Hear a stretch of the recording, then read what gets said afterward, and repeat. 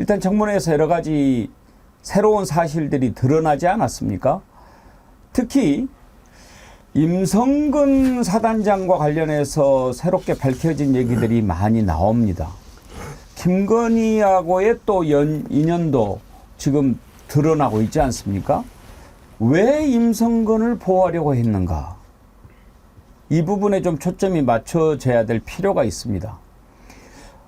김경호 변호사 아주 정확하게 지적을 하더라고요. 이런저런 이유로 임성근 책임이 가장 크다고 생각한다. 그렇게 얘기를 했는데 그렇게 생각하는 게 맞지요. 그런데 왜 임성근을 구하려고 했을까? 이것도 참 미스터리합니다.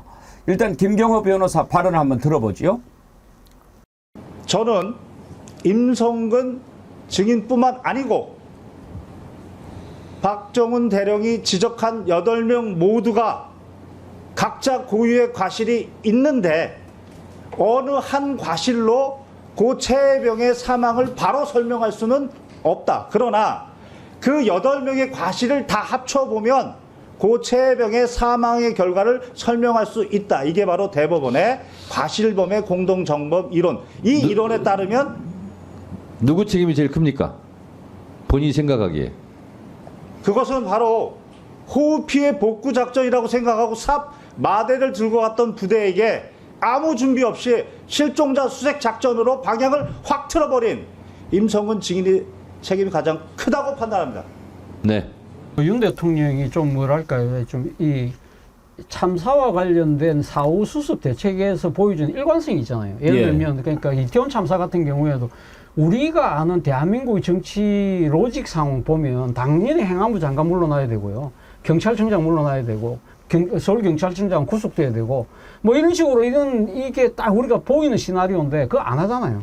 그리고 그러니까 그때 그러니까 일종의 뭐랄까요, 그러니까 윤 대통령의 입장에서는 이런 뭐랄까요, 그러니까 이 행안부 장관이 모든 걸 다 챙길 수 없는 그러한 이태원에서 벌어졌던 사고까지 장관이 책임지는 식으로 모든 사람들에게 윗선의 책임을 지면 상당히 이 국가 운영에 무리가 있는 거 아니냐. 그것이 세월호 참사가 그 때문에 박근혜 정권을 흔들리게 했다는 그런 트라우마를 본인이 생각을 했던 것 같아요. 그렇기 때문에 지금 사실은 이 최혜병 사건 같은 경우도 그래서 지금 해병대 수사단에서는 사단장 책임을 이야기할 때 아니 그런 식으로 하면 또 그럼 살인탑이 흔들리는 거 아니냐.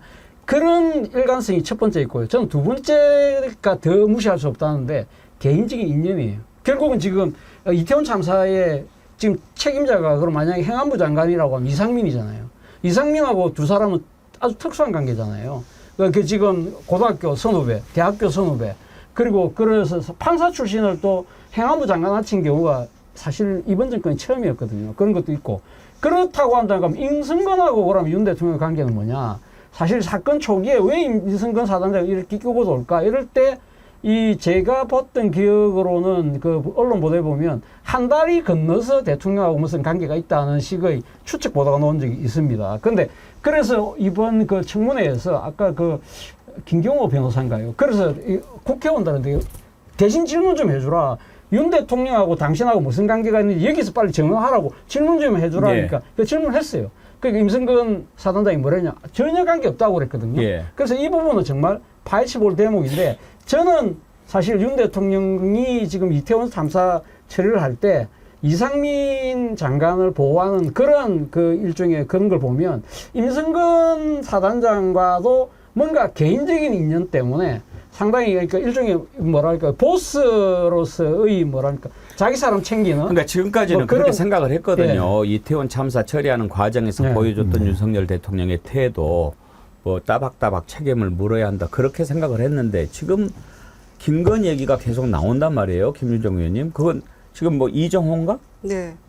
뭐 주가 조작 관련한 고 멤버들 같이 골프도 중에 쳤다는 거 골프 아닙니까? 쳤다. 그러니까 특검 가야 돼요. 그러니까요. 이거를 국회에서 입법 청문회만으로 어떻게 다 밝힙니까? 무슨 수사권이 있는 것도 아니고 의원들이 질의하고 하는 것도 한계가 있기 때문에 저는 그래서 특검 가야 된다. 그리고 국방부가 뭐 중간에 나서서 장관이 뭐 지시하고 회수하고 이런 게 아니라 대통령실이 나서가지고 아예 조직적으로 개입을 해서 이거를 다시 회수해 왔다는 게 지난번 입법 청문회에서 드러난 셈이잖아요. 그런데 그 지점까지는 국회에서 밝혀냈지만 그것도 이미 알려진 사실들 보도됐던 것들을 확인하는 그런 과정은 됐지만 결정적으로 도대체 왜 별두개짜리 사단장을 이렇게까지 대통령이 나서서 보호하느라고 이 난리를 치면서 국론을 분열시키고 국민들을 괴롭히는가, 그리고 최혜병 순직 사건의 진실을 왜 파묻히는가, 여기에 대해서 누군가는 나서서 해명을 해야 되잖아요. 설만 분분하잖아요. 경호처장이 구명설, 김태호와의 관련설, 주가 조작 뭔가, 그래서 결국에는 그 중심에 김건희 여사가 있는 거 아니냐라는 의혹, 이런 것들을 어떻게 파냅니까, 이거를. 특검밖에 길이 없는 거죠. 예, 방금 김유정 의원님 얘기하실 때 보여줬던 옆에 표 한번 띄워봐 주십시오.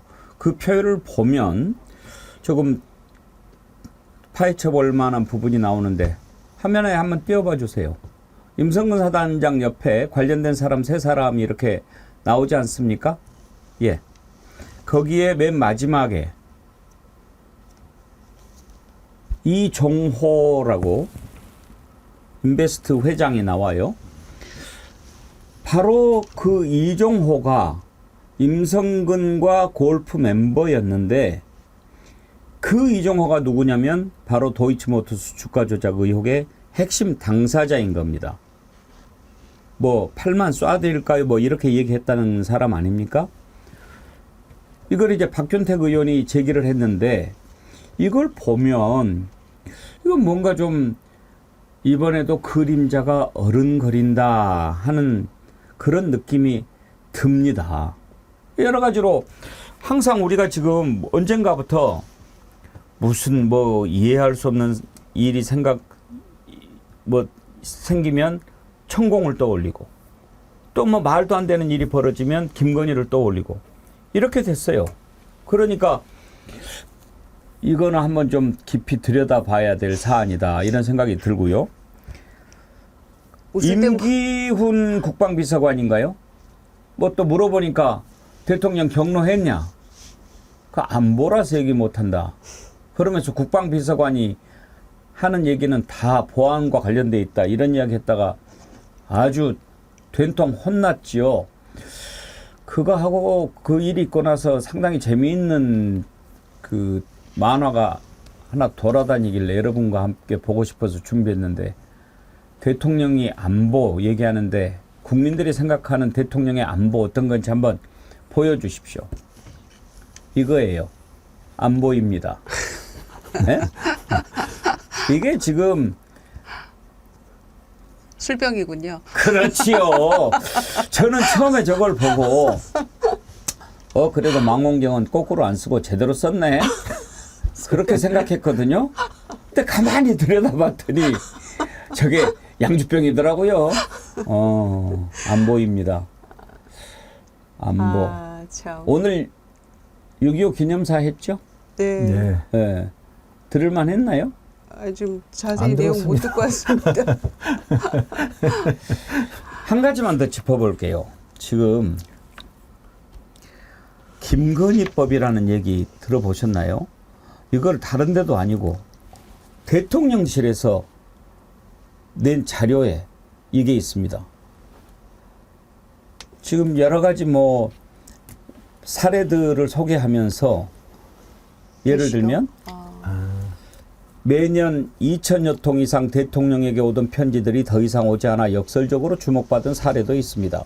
세계 각국의 외국인들이 개 도살과 식용을 금지해달라는 편지를 윤석열 대통령에게 꾸준히 보내왔었습니다. 그런데 올해 2월 별칭 김건희법으로 불리는 개의 식용 목적의 사육, 도살 및 유통 등 종식에 관한 특별법이 제정된 이후 관련 민원 편지들이 어쩌고 저쩌고 해가지고 국가 이미지에도 긍정적으로 작용하고 있다는 것을 알 수 있습니다. 아니, 차지영 교수님. 네.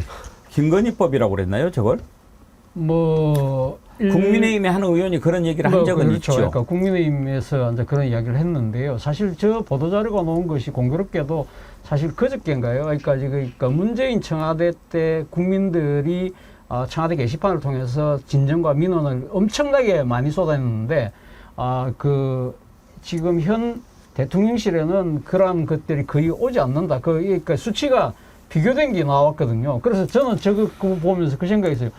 우리가 이렇게 선제적으로 국민들이 그러니까 지금 아쉬워하는 부분을 이 여사께서 나서서 다 했으니까 이렇게 그러니까 국민들의 가려운 거, 어려운 거를 미리 다 해결해 줬기 때문에 안 온다는 그러한 이야기를 지금 애둘러서 하고 있는 것이 아닐까 하는 생각이 들 정도인데 그렇죠. 그러니까 지금 사실 개식용과 관련된 부분은 뭐 김건희의 그런 주장뿐만이 아니라 사실은 국가 이미지라는 측면에 있어서 그리고 또 특히 우리의 식문화가 바뀌면서 일종의 뭐랄까 사회적 트렌드가 사실은 이 지금 이 보신 문화에 대한 여러 가지 경쟁의 메시지들이 있었기 때문에 저거는 뭐 시간의 문제였다는 생각이 들고요.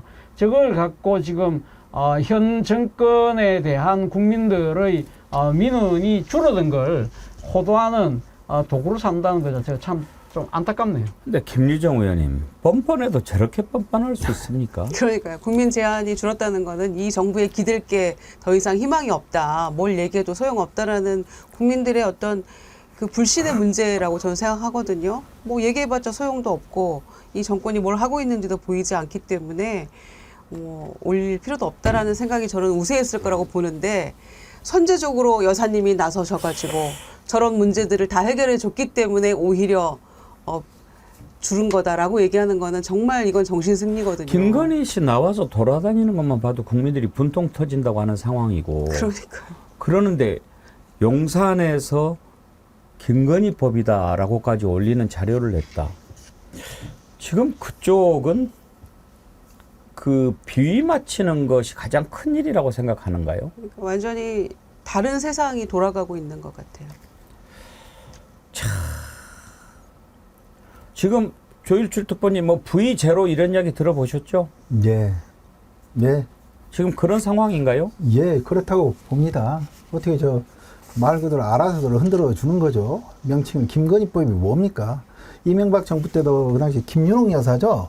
한식하고 막 그러면서 그렇게 많이 예산을 낭비하더니 또 김건희 여사도 지금 동일하거든요. 24년 예산에서도 동일합니다. 그리고 그 연장선 중에 하나가 이제 지금 이 부분들인데 이게 지금 어제 오늘 일도 아니잖아요. 우리 개식육과 관련한 이런 내용들이. 근데 그 명칭을 어떻게 김건희법이라고 이렇게 명명할 수 있나요? 공식적인 공문이에요. 있을 수 없는 일들인 거죠.